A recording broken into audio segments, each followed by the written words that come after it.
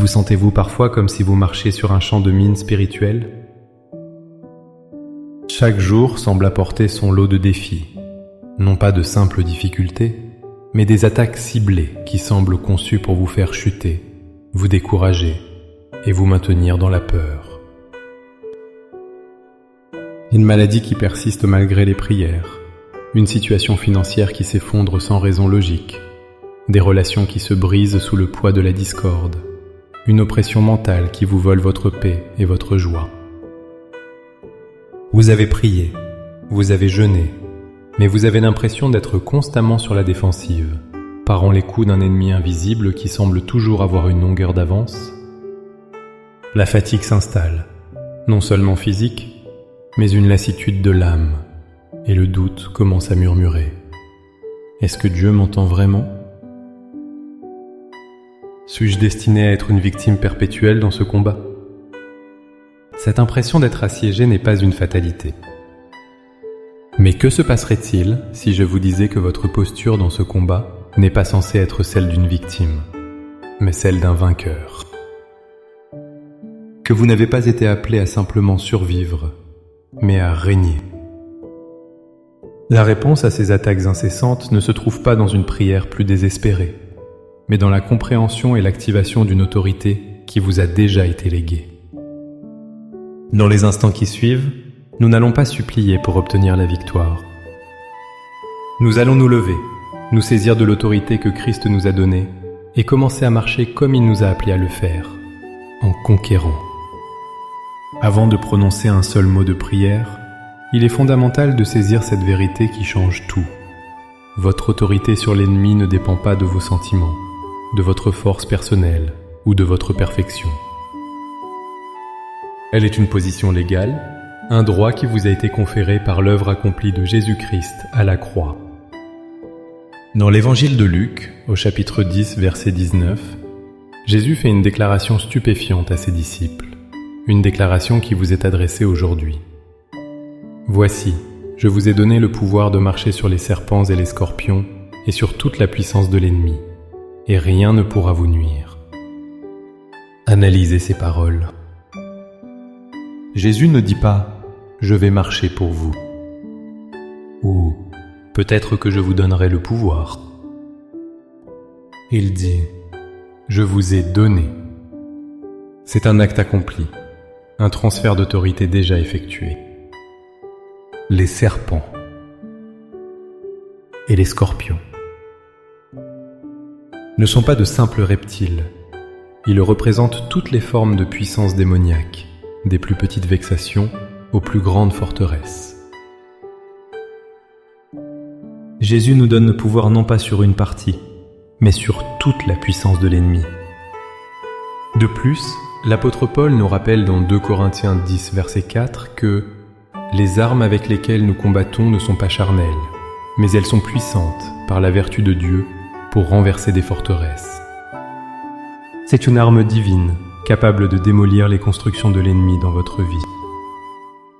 Ainsi, notre prière d'aujourd'hui n'est pas une supplication craintive.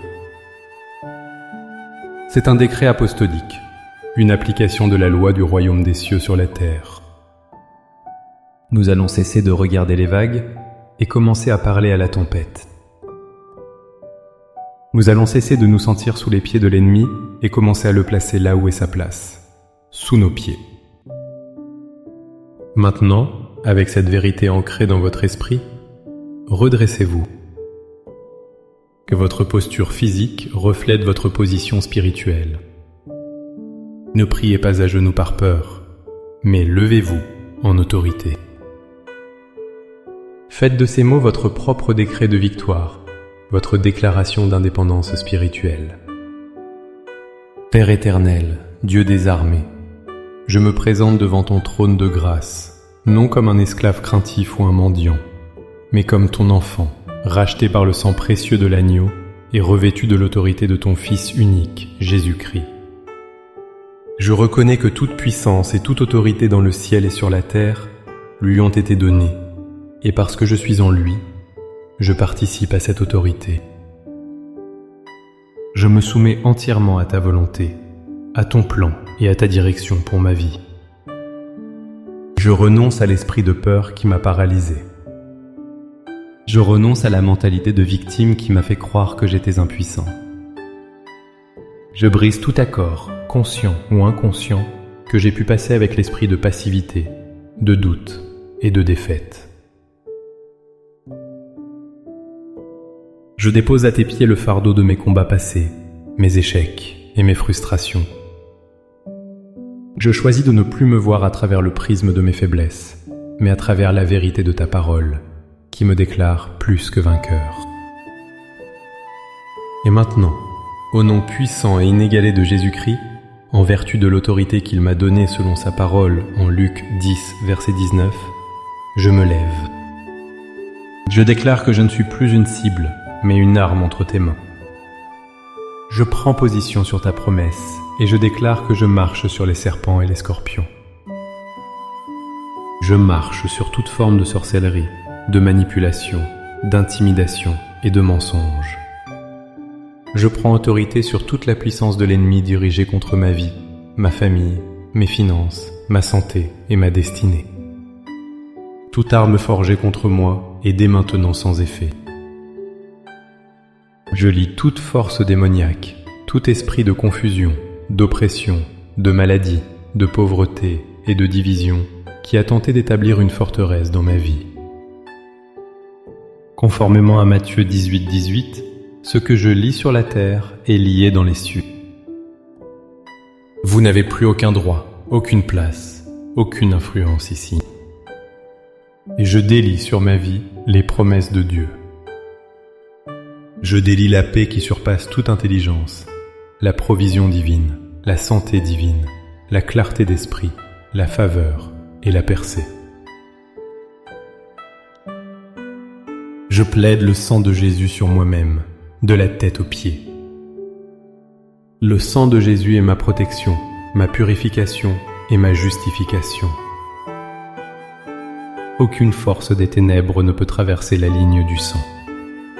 Je revêts aujourd'hui l'armure complète de Dieu, le casque du salut pour protéger mes pensées, la cuirasse de la justice pour garder mon cœur, la ceinture de la vérité pour me maintenir ferme, les chaussures de l'évangile pour avancer, le bouclier de la foi pour éteindre tous les traits enflammés de l'ennemi, et je saisis l'épée de l'esprit, qui est la parole de Dieu, pour contre-attaquer et établir ton règne.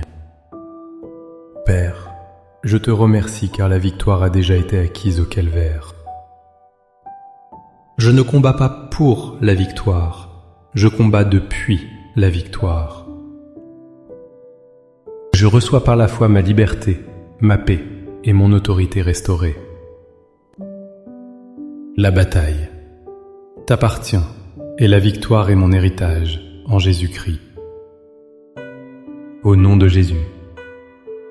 Amen. Cette prière n'est pas une formule magique à réciter une seule fois, mais le début d'un nouveau mode de vie. Marchez chaque jour dans cette autorité. Lorsque la peur frappe à votre porte, répondez-lui avec Luc 10, 19. Lorsque le doute s'infiltre, brandissez l'épée de l'esprit.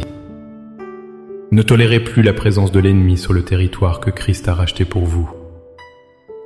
Si cette prière a réveillé l'esprit de guerrier qui sommeillait en vous, montrez-le en aimant cette vidéo. Partagez-la avec quelqu'un qui est fatigué de combattre et qui a besoin de se rappeler qui il est en Christ. Abonnez-vous pour recevoir d'autres armes spirituelles qui vous équiperont pour régner dans la vie. Pour sceller votre décision et déclarer votre prise de position, écrivez dans les commentaires « Au nom de Jésus, je prends mon autorité ». Chaque commentaire est un drapeau planté sur le territoire de l'ennemi, déclarant un changement de propriétaire.